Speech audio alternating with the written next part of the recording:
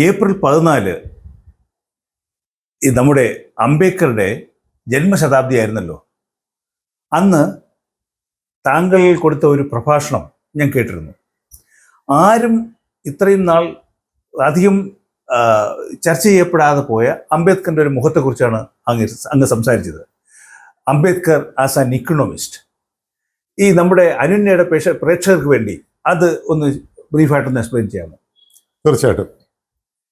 ഈ താങ്കൾ പറഞ്ഞതുപോലെ അംബേദ്കർ എന്ന് കേൾക്കുമ്പോൾ നമ്മൾ മനസ്സിൽ ആദ്യം വരുന്നത് അദ്ദേഹം കോൺസ്റ്റിറ്റ്യൂഷണൽ അസംബ്ലിയുടെ ചെയർമാനായിരുന്നു.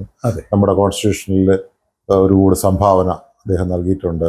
അപ്പോൾ കോൺസ്റ്റിറ്റ്യൂഷണൽ എക്സ്പേർട്ട് എന്നുള്ള നിലയ്ക്കും പിന്നെ അഫ്കോഴ്സ് ഒരു ലോയർ എന്നുള്ള നിലയ്ക്കും ആണ് നമ്മുടെ സമൂഹം അറിയപ്പെട്ടിരുന്നത് അദ്ദേഹത്തെക്കുറിച്ച്.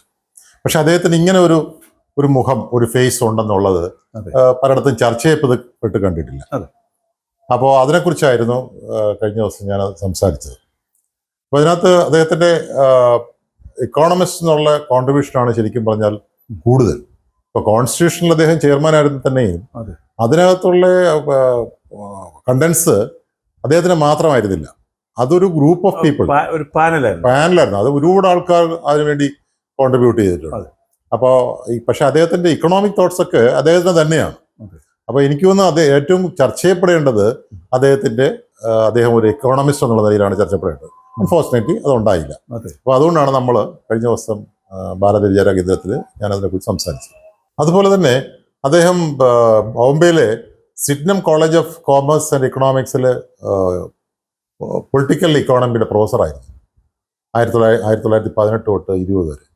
ആ പീരീഡിലാണ് അദ്ദേഹം തിരിച്ചറിയുന്നത് ഈ കാസ്റ്റ് എന്ന് പറയുന്നത് ഒരു സോഷ്യൽ ഈവിളിനുപരിയായിട്ട് ഒരു ഇക്കണോമിക് ഈവിളാണ്. അതായത് പണത്തിന് മേലെ പരുന്തും പറക്കില്ല എന്ന സത്യം അദ്ദേഹം മനസ്സിലാക്കുന്ന അവിടെ വെച്ചാണ്. ശരിക്കും കാസ്റ്റിന്റെ അടിസ്ഥാനം കാസ്റ്റല്ല, ഈ ഉച്ചനേതൃത്വങ്ങളുടെ അടിസ്ഥാനം എന്ന് പറഞ്ഞാൽ കാസ്റ്റ് അല്ല, ശരിക്കും പറഞ്ഞാൽ ഇക്കണോമിക്സ് സാമ്പത്തികമാണ്. അപ്പോൾ അത് അദ്ദേഹം അവിടെ വെച്ചാണ് അത് റിയലൈസ് ചെയ്തത്. അദ്ദേഹത്തിൻ്റെ agriculture, land reforms, Indian currency system, taxation policy, industrialization, market economy, population control, strategy for economic development, ഇതെല്ലാം തന്നെ വളരെ വിഖ്യാതമാണ്. എല്ലാ കാര്യത്തിനെ കുറിച്ചും അദ്ദേഹത്തിന് വളരെ വ്യക്തമായ കാഴ്ചപ്പാടായിരുന്നു. അദ്ദേഹം ശരിക്കും പറഞ്ഞാൽ was not just an architect for constitution. He is one of the earliest thinkers who laid the foundation for India's economic stability. അതുപോലെ തന്നെ അദ്ദേഹം സെൻട്രൽ ബാങ്കിങ്ങിൻ്റെയും സോഷ്യൽ ജസ്റ്റിസ് ഓറിയന്റഡ് ഡെവലപ്മെന്റിൻ്റെയും വക്താവായിരുന്നു. അദ്ദേഹം ലോ മിനിസ്റ്റർ ആയിരുന്നു. അഫ്കോഴ്സ് 1951 ഹിന്ദു കോഡ് ലോ ബില്ലിനെ കുറിച്ച് നെഹ്റുവുമായിട്ടുള്ള അഭിപ്രായ വ്യത്യാസത്തിൽ അദ്ദേഹം റിസൈൻ ചെയ്യാണ് ഉണ്ടായത്. ഈ പ്രോബ്ലം ഓഫ് ദ റുപ്പിയിൽ അദ്ദേഹം വളരെ കറൻസി സിസ്റ്റത്തിനെ കുറിച്ച്, ബ്രിട്ടീഷ് റൂളിലുള്ള ഉണ്ടായിരുന്ന കറൻസി സിസ്റ്റത്തെ കുറിച്ച് അനലൈസ് ചെയ്യുന്നുണ്ട്. അതിൽ അദ്ദേഹം വളരെ ക്രിട്ടിക്കലായിട്ട് അൺസ്റ്റേബിൾ മോണിറ്ററി പോളിസിയെ കുറിച്ചും അതിനകത്ത് അദ്ദേഹം പറഞ്ഞു. ആ തീസിസാണ് ശരിക്കും പറഞ്ഞാൽ നമ്മുടെ റിസർവ് ബാങ്ക് ഓഫ് ഇന്ത്യയുടെ ഫോർമേഷൻ 1935 ഫോർമേഷന് ഇടയാക്കിയത്. അതുപോലെ തന്നെ ഈ evolution of provincial finance in British ഇന്ത്യയിൽ അദ്ദേഹം പറയുന്നത് ഫിസ്ക്കൽ ഡീസെൻട്രലൈസേഷനെ കുറിച്ചാണ് അദ്ദേഹം പറയുന്നത്. അതിനകത്ത് അദ്ദേഹം വളരെ ഇതായിട്ട് അണ്ടർലൈൻ ചെയ്ത് പറയുന്നത് അതായത് imbalance between centre and provinces on devolution of financial resource ആണ്. അത് ശരിക്കും ഇപ്പോഴും നമ്മുടെ ഫെഡറൽ ഗവൺമെൻറ് സിസ്റ്റത്തിനകത്ത് അത് വളരെ റിലവൻ്റ് ആണ്. ഇപ്പോൾ നമ്മൾ കേൾക്കുന്നുണ്ടല്ലോ, ഇപ്പം സെൻട്രൽ ഫണ്ട്സ് തരുന്നില്ല എന്നും കൊടുക്കുന്നുണ്ടെന്നുള്ള ഒരു കോൺട്രവേഴ്സി. അതിപ്പോഴും അദ്ദേഹം അന്നേ ചർച്ച ചെയ്തിരുന്നുള്ളതാണ് നമ്മൾ മനസ്സിലാക്കുന്നത്. അദ്ദേഹത്തെ ടാക്സേഷൻ, നമുക്ക് ടാക്സേഷൻ എടുത്തു കഴിഞ്ഞാൽ അദ്ദേഹം ലാൻഡ് റവന്യൂവിൻ്റെയും ലാൻഡ് ടാക്സ് സിസ്റ്റത്തിൻ്റെയും അദ്ദേഹം എതിരായിരുന്നു. കാരണം അത് പാവപ്പെട്ട ആൾക്കാരെ മോശമായിട്ട് അഫക്റ്റ് ചെയ്യും എന്നുള്ളതായിരുന്നു അദ്ദേഹത്തിൻ്റെ കാഴ്ചപ്പാട്. അദ്ദേഹം ആഡം സ്മിത്തിൻ്റെ കാനൻസ് ഓഫ് ടാക്സേഷൻ മോഡിഫൈ ചെയ്തൊരു 4 പ്രിൻസിപ്പിൾ ഓഫ് ടാക്സേഷൻ പറഞ്ഞിട്ടുണ്ടായിരുന്നു. അതായത് ടാക്സ് പേയേഴ്സ് കപ്പാസിറ്റി വെച്ച് വേണം ഇൻകം ടാക്സ് ചെയ്യാനായിട്ട്, അല്ലാതെ ഒരാളിൻ്റെ ഇൻകത്തിലല്ല ടാക്സ് ചെയ്യേണ്ടത്. ഇങ്ങനെ പല കാര്യങ്ങൾ. അതുപോലെ മിനിമം അദ്ദേഹം പറഞ്ഞത് ഒരു മിനിമം ഇത് കൊടുക്കണമെന്ന് പറഞ്ഞു. എന്താണ്, ടാക്സ് എക്സംഷൻ കൊടുക്കണമെന്ന്. ഓക്കെ. അദ്ദേഹം പറഞ്ഞത് അത് ജനങ്ങളുടെ സ്റ്റാൻഡേർഡ് ഓഫ് ലിവിങ്, ജീവിത നിലവാരത്തെ അഫക്റ്റ് ചെയ്യുന്ന രീതിയിൽ ഒരു ടാക്സേഷൻ ചെയ്യാൻ പാടില്ലായിരുന്നു അദ്ദേഹം പറഞ്ഞത്. പിന്നെ അദ്ദേഹം കാണുകയാണെങ്കിൽ ഈ അദ്ദേഹത്തിൻ്റെ തീസ് ഞാൻ പറഞ്ഞ provisional decentralisation of imperial finance,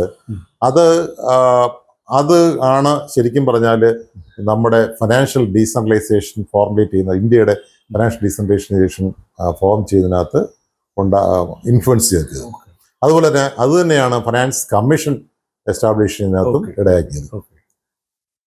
finance commission ആണല്ലോ മറ്റേ ഇന്ത്യയിലെ സ്റ്റേറ്റുകളിലേക്കുള്ള കറക്റ്റ്. അദ്ദേഹം ഊന്നൽ നൽകിയിരുന്നത് ഇൻഫ്ലേഷനെ കുറിച്ച്. അദ്ദേഹം he was more concerned about inflation rather than growth. അതായത് ഇൻഫ്ലേഷൻ നമ്മുടെ സാധാരണ ജനങ്ങളെ അഫക്റ്റ് ചെയ്യുന്നതുകൊണ്ട് തന്നെ അദ്ദേഹത്തിന്റെ കൺസേൺ മുഴുവൻ സാധാരണ ജനങ്ങളായിരുന്നല്ലോ. അപ്പോൾ അതിന് അഗൻസ്റ്റായിട്ടായിരുന്നു അദ്ദേഹത്തിന്റെ റൈറ്റിംഗ്സ് മുഴുവൻ. അതേപോലെ അദ്ദേഹം മോണിറ്ററി പോളിസി എടുക്കുകയാണെങ്കിൽ അതിനകത്ത് ഈ ഗോൾഡ് എക്സ്ചേഞ്ച് സ്റ്റാൻഡേർഡിനെ അദ്ദേഹം എതിർത്തിരുന്നു. പക്ഷെ അതിന്റെ ഭാഗത്ത് അദ്ദേഹം അഡ്വക്കേറ്റ് ചെയ്യുന്നത് gold bullion standard of currency system. ഇതിനകത്തൊരു gold standard, gold exchange standard, gold bullion standard, ഇങ്ങനെ മൂന്ന് ജസ്റ്റ് ഒന്ന് ചുരുക്കി പറയാമോ? പറയാം. ഈ ഗോൾഡ് സ്റ്റാൻഡേർഡ് എന്ന് പറഞ്ഞു കഴിഞ്ഞാൽ ഗോൾഡ് കറൻസി ഇഷ്യൂ ചെയ്യുകയാണെങ്കിൽ അത്രയും തന്നെ ഗോൾഡ് ഈക്വൽ വാല്യൂ ഉള്ള ഗോൾഡ് നമ്മുടെ എക്സ്ചേഞ്ചറിൽ ഉണ്ടാവണം. അതിനാ ഗോൾഡ് സ്റ്റാൻഡേർഡിൽ ഗോൾഡും കറൻസി കോയിനായിട്ട് വരാം. അതാണ് gold standard, pure gold standard. Gold bullion standard എന്ന് പറയുമ്പോൾ ഈ ഗോൾഡ് കോയിൻ ഇതായിട്ട് വരില്ല, കറൻസി ആയിട്ട് വരില്ല. പക്ഷേ കറൻസിയുടെ അതിന്റെ വാല്യൂ, ഇക്വലന്റ് വാല്യൂ റിസർവ് ആയിട്ടും ഉണ്ടാവും. അതാണ് ഗോൾഡ് ബില്ല്. പക്ഷെ അപ്പോൾ ഈ ഗോൾഡിന് ഗോൾഡ് സ്റ്റാൻഡേർഡിലാണെങ്കിൽ നമ്മൾ കൊണ്ടുപോയിട്ട് ഇത് കൊണ്ടുകൊടുത്തു കഴിഞ്ഞാൽ അത്രയും കാശ് ഇത് തിരിച്ചു തരണം, ഇൻഡിവിജ്വൽ ആയിട്ട് തരണം. ഗോൾഡ് ബുള്ളിയൻ സ്റ്റാൻഡേർഡിലാണെങ്കിൽ ഗോൾഡും കറൻസി ആയിട്ട് മാറുന്ന അവസ്ഥയാണ്. ഈ അതേസമയം ഗോൾഡ് ബുള്ളിയൻ സ്റ്റാൻഡേർഡ് ആണെങ്കിൽ നമുക്ക് അങ്ങനെ ഒരാളിന് കൊണ്ടുപോയിട്ട് കൊടുത്തിട്ട് അതിന് കാശ് തരാൻ പറയാൻ പറ്റില്ല. അതൊരു വലിയ ഒരു ബുള്ളിയൻ വലിയ എമൗണ്ടിനുള്ള കൺവേർഷൻ ആയിരിക്കും നടക്കുക. അത്രയും നോക്കേണ്ടതുള്ളൂ. അത്രയും വാല്യൂ നമ്മുടെ റിസർവ് ആയിട്ട് ഉണ്ടാകണം എന്നുള്ളതാണ് ഗോൾഡ് ബുള്ളിയൻ സ്റ്റാൻഡേർഡ്. പിന്നെ അടുത്ത ഒരു സിസ്റ്റം ഉള്ളത് ഫിയറ്റ് കറൻസി, അതായത് inconvertible gold exchange standard. Exchange standard എന്ന് വെച്ചാൽ ഈ gold currency is peg to another currency. ആ കറൻസിക്ക് ഗോൾഡ് റിസർവിൽ ഉണ്ടാവും.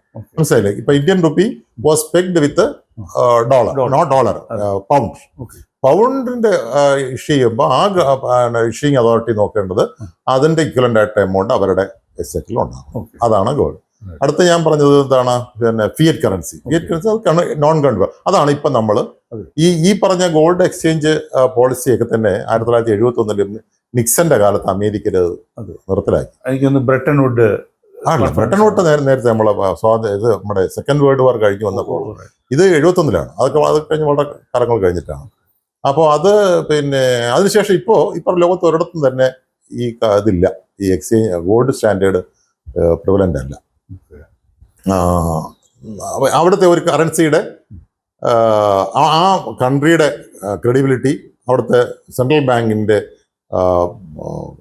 പേര്, അതുപോലെ തന്നെ ഇൻഫ്ലേഷൻ കൺട്രോളാണ് ഇപ്പോഴത്തെ ഉള്ള ഈ കറൻസി ഇഷ്യൂവിൽ ബേസിക് ആയിട്ടുള്ള കാര്യം. അദ്ദേഹം അതുപോലെ തന്നെ മിൻറ്റുകളൊക്കെ ക്ലോസ് ചെയ്യാൻ പറ്റും. അന്നൊരു സിസ്റ്റം ഉണ്ടായിരുന്നു, നമ്മൾ ഇത് കൊണ്ടു കൊടുത്തു കഴിഞ്ഞാൽ, വെള്ളി കൊണ്ടു കൊടുത്തു കഴിഞ്ഞാൽ അതിനെ ഒരു വെള്ളി കോയിനായിട്ട് കൺവേർട്ട് ചെയ്ത് തരുന്ന സിസ്റ്റം ഉണ്ടായിരുന്നു മിൻറ്റുകളിൽ. അത് നിർത്താൻ അദ്ദേഹം പിന്നെ ആവശ്യപ്പെട്ടിരുന്നു. അദ്ദേഹം അതുപോലെ തന്നെ മോണിറ്ററി പോളിസിയിൽ ഒരു സെൻട്രൽ ബാങ്കിങ് സിസ്റ്റം വേണമെന്ന് അദ്ദേഹം നിഷ്കർഷിച്ചിരുന്നു. അങ്ങനെയാണ് നമ്മുടെ റിസർവ് ബാങ്ക് ഓഫ് ഇന്ത്യ നിലവിൽ വരുന്നത്. അതുപോലെ തന്നെ അദ്ദേഹം പറഞ്ഞത് ഡിമോണിറ്റൈസേഷൻ. അന്ന് അദ്ദേഹം പറഞ്ഞത് എല്ലാ 10 വർഷം കൂടുമ്പോഴും ഡിമോണിറ്റൈസേഷൻ ഉണ്ടാകണം. ഫേക്ക് കറൻസിയും അതുപോലെ ബ്ലാക്ക് മണിയും കൺട്രോൾ ചെയ്യണമെങ്കിൽ അത് എല്ലാ 10 വർഷം ഹോർഡിങ്ങിന് അല്ല, ശരിക്കും പറഞ്ഞാൽ ഫേക്ക് കറൻസി, ബ്ലാക്ക് മണി, അതാണ്. Hoarding is different, between this black money and fake currency. അല്ല, പക്ഷേ ഡിമോണിറ്റൈസേഷൻ കൊണ്ട് നമ്മൾ അത് അതിന്റെ ഇഫക്റ്റ് അങ്ങനെ വന്നു. അത് ഹോർഡിങ് അവര് ബ്ലാക്ക് മണി ആയിട്ട് വെച്ചിരുന്നത് ഹോർഡിംഗ് എന്ന് പറയാൻ പറ്റില്ല, അത് ബ്ലാക്ക് മണിയാണ്, സിസ്റ്റത്തിൽ ഉണ്ടായിരുന്നില്ലാത്ത മണിയാണ്. അത് പിന്നെ സിസ്റ്റത്തിലോട്ട് കൊണ്ടുവരാൻ സാധിച്ചു. അതുപോലെ തന്നെ ലിബറലൈസേഷനും ഗ്ലോബലൈസേഷനും അദ്ദേഹം 1923 അതിനെക്കുറിച്ച് സംസാരിച്ചതാണ്. പക്ഷെ അത് നമ്മൾ ഇംപ്ലിമെന്റ് ചെയ്തപ്പോഴാണ് 90 കാലഘട്ടത്തില് നമ്മുടെ ഇക്കണോമിക് കൊളാപ്സ് അതിന്റെ ബ്രിങ്കിലായപ്പോഴാണ് നമ്മൾ ഇംപ്ലിമെന്റ് ചെയ്തത്. അതുപോലെ അദ്ദേഹം ഫ്രീ മാർക്കറ്റിനെ കുറിച്ചും സംസാരിച്ചിരുന്നു.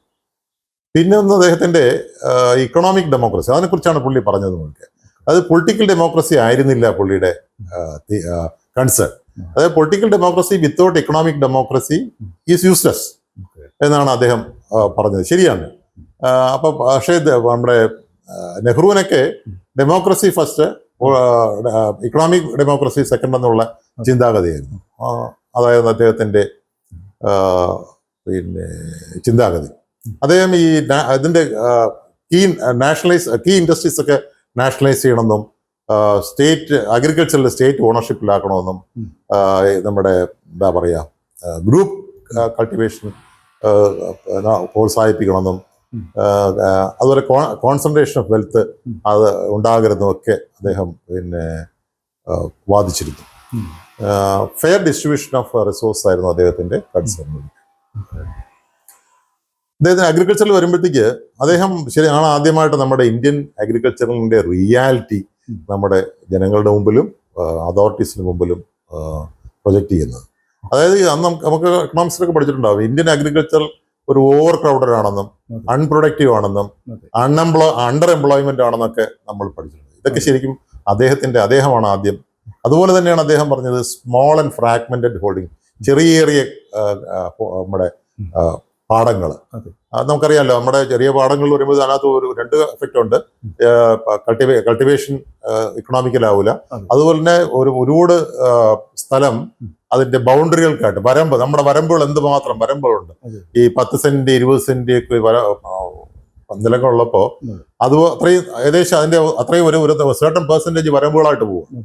ഇത് അദ്ദേഹം ആദ്യമായിട്ട് സർക്കാരിന്റെ മുന്നിൽ കൊണ്ടുവന്ന അദ്ദേഹം. അതുപോലെ അദ്ദേഹം വളരെ ക്ലിയർ ആയിട്ട് പറഞ്ഞൊരു കാര്യമുണ്ട്, അഗ്രികൾച്ചർ മാത്രം കൊണ്ട് ഇന്ത്യ രക്ഷപ്പെടില്ല എന്ന് പറഞ്ഞു. അതുപോലെ തന്നെ അദ്ദേഹം ഇതിന്റെ സെൻട്രൽ ഓണർഷിപ്പിനെയും അദ്ദേഹം ഇത് ചെയ്തിരുന്നു. പിന്നെ അദ്ദേഹം വളരെ വെഹിമെന്റ് ആയിട്ട് പറഞ്ഞൊരു കാര്യം ഇൻഡസ്ട്രിയലൈസേഷനാണ്. അതായത് അദ്ദേഹം പറഞ്ഞത് ഈ അഗ്രികൾച്ചറിലുള്ള ഓവർ പോപ്പുലേഷനെ അതിനെ ഒബ്സോർവ് ചെയ്യാനും കാസ്റ്റ് സിസ്റ്റം ഇല്ലാതാക്കാനും ഡെമോക്രസി എൻഷുർ ചെയ്യാനും ഇക്കണോമിക് ഡെമോക്രസി എൻഷുർ ചെയ്യാനും ഇൻഡസ്ട്രിയലൈസേഷനാണ് അവർ പോകുമ്പോഴെന്ന് അദ്ദേഹം പറഞ്ഞത്. പിന്നെ എന്താ പറയുക, അദ്ദേഹം അതെല്ലാം പറഞ്ഞത് ഈ അദ്ദേഹത്തിന്റെ എല്ലാ റെക്കമെൻഡേഷൻസും ഈ സ്ട്രക്ചറലി ഘടനാപരമായിട്ട് തന്നെ ചെയ്യണമെന്നാണ് അദ്ദേഹം പറയുന്നത്. കാരണം അദ്ദേഹത്തിന് അറിയാം പിന്നീട് വരുന്ന അതോറിറ്റീസ് നമ്മുടെ മിനിസ്റ്റർമാരൊക്കെ അവരുടെ തോന്നിയാവസ്ഥന് ഉപയോഗിക്കാതിരിക്കാനായിട്ടുള്ള.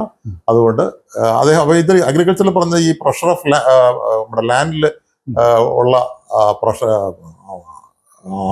കൃഷിക്കാരുടെ പ്രഷർ കുറയ്ക്കുക എന്നുള്ളതാണ് അദ്ദേഹത്തിന്റെ ഒരു കാര്യം പറഞ്ഞത്. പിന്നെ പറഞ്ഞത് പിന്നെ ബേസിക് ഇൻഡസ്ട്രീസ് മുഴുക്കെ നമ്മുടെ സ്റ്റേറ്റ് ഓണർഷിപ്പിൽ കൊണ്ടുവരുന്ന അദ്ദേഹം പറഞ്ഞിരുന്നു. ആ ഇൻഡസ്ട്രിയലൈസേഷനെ സോഷ്യൽ ജസ്റ്റിസുമായിട്ട് കൂട്ടിമുട്ടി ചേരുന്ന അദ്ദേഹത്തിന്റെ ബേസിക് ഇൻഡസ്ട്രീസിൽ മാത്രമല്ലേ ഉള്ളൂ. അല്ല ഇൻഡസ്ട്രിയലൈസേഷൻ മൊത്തമായിട്ട് നടപ്പാക്കണം. അതിൽ ബേസിക് ഇൻഡസ്ട്രി ഗവൺമെന്റ് കീഴിൽ വരണമെന്നായിരുന്നു അദ്ദേഹം പറഞ്ഞത്. അദ്ദേഹത്തിന്റെ തിയറി സോഷ്യൽ ജസ്റ്റിസ് ഫസ്റ്റ് എന്നുള്ളതായിരുന്നു. അതേസമയം നെഹ്റു നേഷൻ ബിൽഡിംഗ് ഫസ്റ്റ് എന്നുള്ളതായിരുന്നു. അതാണ് അവർ തമ്മിലുള്ള ബേസിക് ഡിഫറൻസ്. അത് അദ്ദേഹത്തിന്റെ ഈ ഇൻഡസ്ട്രിയലൈസേഷൻ കൊണ്ട് അദ്ദേഹം ഉദ്ദേശിക്കുന്നത് ഒരു ആനിഹിലേഷൻ ഓഫ് കാസ്റ്റിന്റെ അതിലെത്തുക എന്നുള്ളത്. അതായത് നമ്മുടെ കൊണ്ട് അതെങ്ങനെയാ സംഭവിക്കുക, അത് പെർസെ അങ്ങനെ പറയുമ്പോൾ അതെങ്ങനെയാ സംഭവിച്ചാല് നമ്മുടെ വില്ലേജുകളിൽ നിന്ന് ആൾക്കാര് ഇൻഡസ്ട്രിയലൈസേഷന് വേണ്ടി നമ്മുടെ എന്താ പറയുക പട്ടണങ്ങളിലോട്ട് വരികയും അതെ. അവിടെ എല്ലാവരും അവിടെ ഇവർക്ക് ഈ കാസ്റ്റ് ടാബു ഉണ്ടാവില്ല. അപ്പം മറ്റുള്ള ആൾക്കാരുമായിട്ട് ഇന്ററാക്ട് ചെയ്യും. അവിടെ അവർക്ക് ഇൻകം കൂടുമ്പോഴത്തേക്ക് ആ ഒരു ഡിസ്പാരിറ്റി ഇല്ലാതിരിക്കുകയും ചെയ്യുമ്പോൾ കാസ്റ്റ് സിസ്റ്റം ഇല്ലാതാകും എന്നുള്ളതായിരുന്നു അദ്ദേഹത്തെ വളരെ വളരെ കൃത്യമായിട്ടൊരു കാൽക്കുലേഷനാണ്. അതേപോലെ തന്നെ അദ്ദേഹം പോപ്പുലേഷനെ കുറിച്ച് അദ്ദേഹം വളരെ അന്ന് ആദ്യമായിട്ട് ഇതിനെക്കുറിച്ച് സംസാരിച്ച അദ്ദേഹമാണ്. അദ്ദേഹം പറയുന്നത് ഈ വെറുതെ ഒരു കുറെ പോപ്പുലേഷൻ ഉണ്ടായിട്ട് കാര്യമില്ല, what is the quality of the population, അദ്ദേഹം ചോദിച്ചത്. അതായത് നമ്മളിപ്പോൾ ഇതിനെ എടുക്കാം, നമ്മളിപ്പോ ഇതിനെക്കുറിച്ച് സംസാരിക്കുന്നുണ്ട്, ഡെമോഗ്രാഫിക് ഡിവിഡൻഡ്. അതായത് നമ്മുടെ 18-നും 35 അല്ലെങ്കിൽ 40 ഇടയ്ക്കുള്ള പോപ്പുലേഷൻ വലുതാണ്, അത് നമുക്കൊരു അസറ്റ് ആണെന്നൊക്കെ നമ്മൾ പറയുന്നുണ്ട്. But that is not, it's a farce. കാരണം out of this 140 crores of population എത്ര പേരാണ് സ്കിൽഡ് ആയിട്ടുള്ളത്? വളരെ കുറവാണ്. നമ്മൾ പൊറോട്ട അടിക്കാനും തെങ്ങിക്കയറാനുമുള്ള ആൾക്കാരല്ല നമുക്ക് വേണ്ടി സ്കിൽഡ്. നമുക്ക് ഇവിടെ പോകാനും ചന്ദ്രനിൽ പോകാനും മാർസിൽ പോകാനൊക്കെ ഉള്ള പ്രവർത്തനങ്ങളിൽ ഏർപ്പെടാനുള്ള ആൾക്കാരും ഇൻഡസ്ട്രികളെ പുതിയ കണ്ടുപിടുത്തങ്ങൾ നടത്താനുള്ള ആൾക്കാരാണ് നമുക്ക് വേണ്ടത്. അതിനാണ് നമ്മുടെ പ്രൈം മിനിസ്റ്റർ ഇപ്പോൾ ഒരു ഇന്റേൺഷിപ്പ് പ്രോഗ്രാം, അദ്ദേഹം വന്നപ്പോൾ തന്നെ 14 തൊട്ട് തന്നെ സ്കില്ലിംഗ് പ്രോഗ്രാം തുടങ്ങിയിരുന്നു. ഇപ്പോൾ അത് കുറെ കൂടെ കൂടുതൽ ഊർജിതമായിട്ട് നടപ്പാക്കാൻ ശ്രമിക്കുന്നുണ്ട്. പിന്നെ അദ്ദേഹം ഫാമിലി പ്ലാനിങ്, അന്ന് 1938 ബോംബെ ലെജിസ്ലേച്ചർ അസംബ്ലിയിൽ അദ്ദേഹം ഇൻട്രൊഡ്യൂസ് ചെയ്തതാണ്. പക്ഷെ അത് സക്സീഡ് ആയില്ല. അന്നത്തെ സ്ട്രക്ചർ അറിയാമല്ലോ. അപ്പൊ പക്ഷെ അന്ന് പിന്നെ അത് കഴിഞ്ഞിട്ട് അദ്ദേഹത്തിന്റെ തോട്ട്സ് ആണ് ഈ ഫാമിലി പ്ലാനിങ് പ്രോഗ്രാം 1952 നമ്മൾ ഇംപ്ലിമെന്റ് ചെയ്യുമ്പോഴത്തേക്ക് ഇദ്ദേഹത്തിന്റെ ഈ തോട്ടാണ് അതിനകത്ത് പകലുണ്ടായിരുന്നത്. ഇത് അദ്ദേഹത്തിന്റെ അന്ന് ഫാമിലി പ്ലാനിങ് പ്രോഗ്രാം 1952 അതിനകത്തുണ്ടായിരുന്ന കാര്യങ്ങൾ വളരെ ലെറ്ററൻ സ്പിരിറ്റിൽ ചെയ്തിരുന്നുവെങ്കിൽ ഇന്ന് നമ്മൾ അനുഭവിക്കുന്ന ഈ ഓവർ പോപ്പുലേഷൻ നമുക്ക് അവോയ്ഡ് ചെയ്യാമായിരുന്നു. അതുപോലെ ലേബർ വെൽഫെയർ, അദ്ദേഹം ഒരു ലേബർ റിഫോംസിൽ പൈനിയർ ആയിരുന്നു തന്നെ പറയാം. വൈസ്രോയ്സ് കൗൺസിൽ മെമ്പർ ആയിരിക്കുമ്പോൾ അപ്പോഴാണ് അദ്ദേഹം ഈ 8 മണിക്കൂർ ജോലി സമയം, പ്രസവാവധി, ഡിസ്പ്യൂട്ട് റെസൊല്യൂഷൻ ബോർഡ്സ്, അതുപോലെ മിനിമം വേജസ്, അങ്ങനെയുള്ള കാര്യങ്ങളെ കുറിച്ചൊക്കെ പുഷ് ചെയ്തത് അവിടെയാണ്. അതുപോലെ അദ്ദേഹം labour participation in the management of industries, അതും അദ്ദേഹത്തിന്റെ ഒരു പോളിസി ആയിരുന്നു. അദ്ദേഹം അതിനെക്കുറിച്ച് വാട്ടർ ആൻഡ് പവർ റിസോഴ്സ് അതിനെക്കുറിച്ചും അദ്ദേഹം പറയുന്നുണ്ട്. ഇൻഫാക്ട് അത് അദ്ദേഹം നമ്മുടെ വാട്ടർ പോളിസിയുടെ ആർക്കിടെക്ട് എന്ന് പറയും. ഇന്ത്യൻ വാട്ടർ പോളിസിയുടെ ഒരു ആർക്കിടെക്ട് എന്ന് തന്നെ പറയാൻ പറ്റും. അദ്ദേഹത്തിന്റെ അദ്ദേഹം പറഞ്ഞിരുന്നത് ഈ water should be manage scientifically as a public resource and not left the fragment local control എന്നാണ്. അതായത് മറ്റോ സ്റ്റേറ്റിന് വിട്ടുകൊടുത്തു കഴിഞ്ഞാൽ ഇവർ തമ്മിൽ അടിക്കുമെന്നുള്ള അദ്ദേഹം അന്നേ പറഞ്ഞിരുന്നു. ഇപ്പൊ നടക്കുന്നത് അത് തന്നെയാണ്. അതുപോലെ അദ്ദേഹം ഈ നമ്മുടെ നദികളെ ഇന്റർലിങ്ക് ചെയ്യുന്നതിനെ കുറിച്ചും അത് ഫ്ലഡ് കൺട്രോളിന്റെ ഭാഗമായിട്ട് ചെയ്യുന്നതിനും നാവിഗേഷന്റെ ഭാഗമായിട്ടും അത് ഉപയോഗിക്കാമെന്നും അദ്ദേഹം പറഞ്ഞു. അതുപോലെ ഹൈഡ്രോ ഇലക്ട്രിക് പവർ പ്രോജക്ട്സിന് വേണ്ടിയിട്ടും ഒക്കെ അദ്ദേഹം കൊണ്ടുവന്ന ആളാണ്. അതേപോലെ സെൻട്രൽ വാട്ടർ വേസ് ഉണ്ടാക്കണമെന്ന് അദ്ദേഹം പറഞ്ഞിരുന്നു. എന്നിട്ട് നമ്മുടെ ദാമോദർ വാലി കോർപ്പറേഷന്റെ ഫോർമേഷനിൽ അദ്ദേഹം അസോസിയേറ്റ് ആയിരുന്നു. ഹിരാക്കുഡ് ഡാമിന്റെ അതില് കൺസ്ട്രക്ഷനിൽ അദ്ദേഹം ഇൻവോൾവ് ആയിരുന്നു. ഇങ്ങനെ എല്ലാ തുറകളിലും, എക്കണോമിക്സിന്റെ എല്ലാ തുറകളിലും അദ്ദേഹം ഇൻവോൾവ് ആയിരുന്നു. അങ്ങനെ പറയുകയാണെങ്കിൽ എൻ്റെ അഭിപ്രായത്തിൽ അദ്ദേഹം ഒരു അൺസങ് ഇക്കോണമിസ്റ്റ് ഓഫ് ഭാരത് എന്ന് ഞാൻ പറയും.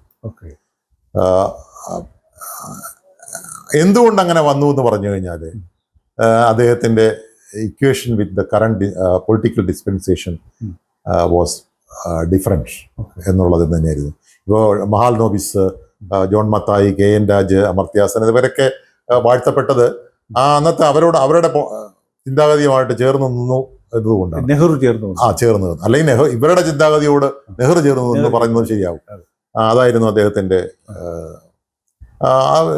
ഒരു നമ്മുടെ ഒരു സബ്സ്റ്റൻസ്. നമ്മൾ ഒരു ചുരുക്കി പറഞ്ഞാൽ അംബേദ്കറുടെ ഇക്കണോമിക് ഐഡിയാസ് ഒക്കെ തന്നെ social justice, state intervention, plan development ഒക്കെ തന്നെ നമ്മുടെ ഫൈനാൻഷ്യൽ ആൻഡ് ഇൻഡസ്ട്രിയൽ പോളിസീസ് രൂപീകരിക്കുന്നതിൽ നല്ല പങ്ക് വഹിച്ചിട്ടുണ്ട്.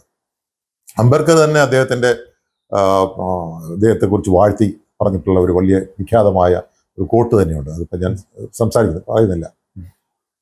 ഇത്രയൊക്കെയാണ് അദ്ദേഹത്തിൻ്റെ ഇക്കണോമിക്കിനെ കുറിച്ച് ഒരുപാട് പറയാനുണ്ട്. പക്ഷേ നമ്മുടെ സമയപരിധിക്കുള്ളിൽ ഞാൻ നിർത്തുകയാണ്.